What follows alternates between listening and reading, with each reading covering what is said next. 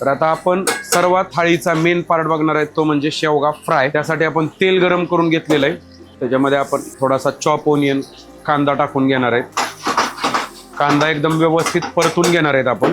त्याच्यामध्ये थोडीशी लसण अद्रकची पेस्ट आता आपण ॲड करून घेणार आहे. थोडासा कढीपत्ता.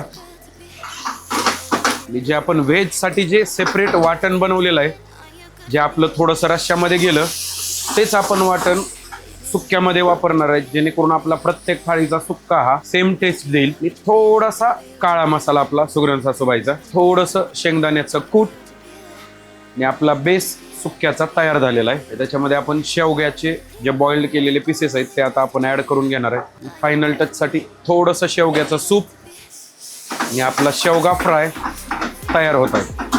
सुंदर असा कलर बघू शकतोय आपण. मसालेदार झणझणीत असा शेवगा फ्राय आपला तयार झालेला आहे. जास्त घट्ट होऊ नये त्यासाठी थोडंसं शेवग्याचं सूप आपण ॲड करतच आहोत. थोडंसं आपलं कोथिंबीर. शेवगा फ्राय तयार. Don't you be calling if you can be mine. I don't